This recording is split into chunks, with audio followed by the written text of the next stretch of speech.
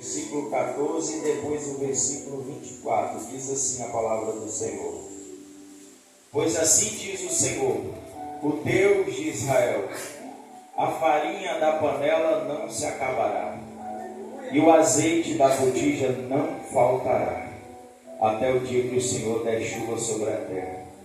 Versículo 24: Então a mulher disse a Elias: Agora sei que tu és homem de Deus, e que a palavra do Senhor na tua boca é verdade. Glória a Deus. Amém? Amém. Pode assentar adorando a Deus nessa noite. E nessa noite Deus procura os verdadeiros adoradores que têm coragem de falar na sua noite. Nesse texto que nós lemos, Elias ele dá um recado ao rei Acabe, aonde ia parar de chover e o seu plantio ia secar, ou seja, não ia ter o que comer, até segunda ordem. E quando ele profetiza, Deus já manda ele ir para o rio, ou seja, o lago Querite. Era um ribeiro, irmão, que ele não é um rio, é um lago. E quando não chove, esse lago, a tendência dele é secar. Mas quando ele profetiza sobre o rei Acabe, que não haveria mais chuva, mas Deus ainda viu uma possibilidade para que o servo dele não ficasse simplesmente na escassez, porque ainda saberia que ia ter água naquele lago, naquele ribeiro. E ele fala para Elias: vai para o ribeiro, porque eu já ordenei aos corvos, ou seja, aos pássaros, que leva comida para você de dia e de noite. Ou seja, ia levar o pão e a carne de dia e de noite. Porque o que Deus é na nossa vida, como foi falado aqui, Ele é fiel. Porque Ele se responsabiliza por tudo aquilo que Ele designa sobre a nossa vida. Se é para você ir, você pode ir, porque Ele vai se responsabilizar pela tua ida. Glória a Deus.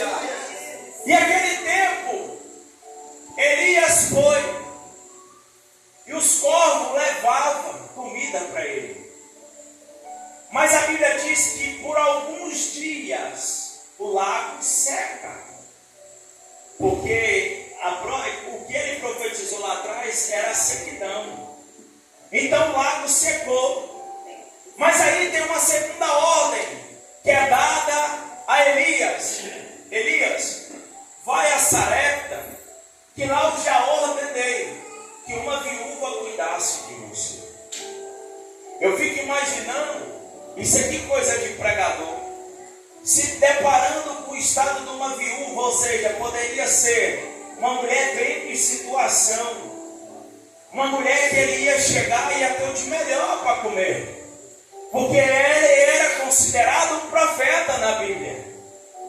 Mas profeta ele foi chamado para profetizar. Profeta ele foi chamado para abençoar. Profeta foi chamado para designar aquilo que Deus mandou. Ele já não faz mais nada que ele quer, mas sim que é pela orientação de Deus.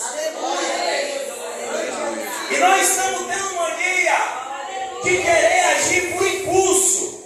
Eu vou à frente, porque vai dar certo. Não, Deus não mandou você ir agora. Deus falou para você: fica quietinho por enquanto, porque o momento eu vou designar, o momento eu vou ordenar. E quando eu ordenar, a farinha da panela não vai faltar, e nem o azeite da botija.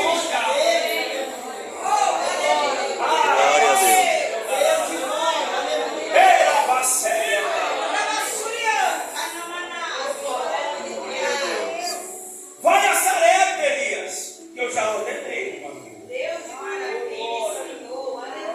E quando Elias ele chega a Sarepta, ele se depara com uma viúva e pede ela de beber e também de comer. E ela responde a Elias: Elias, o que eu tenho é só para me fazer um bolo para o meu filho e nós vamos morrer. Elias viu ela pegando alguns cavalos para fazer o que for, para ela fazer o bolo para ela e seu filho comer. Mas só que aqui está o grande segredo. Elias fala para ela bem assim: olha, faz primeiro para mim, e depois para você e para o seu filho. Irmão, imagina uma situação de escassez total. Aquela mulher pobre, que ficava já para ela, já não tinha mais jeito nenhum. Elias se deparando com um cenário totalmente oposto daquilo que ele pensou. Um cenário que ele imaginou que nada, o que ele vai fazer? Não tem mais saída. Essa mulher não tem nada para me oferecer, a não ser um pouquinho de farinha que tinha na panela e o azeite que estava na botija.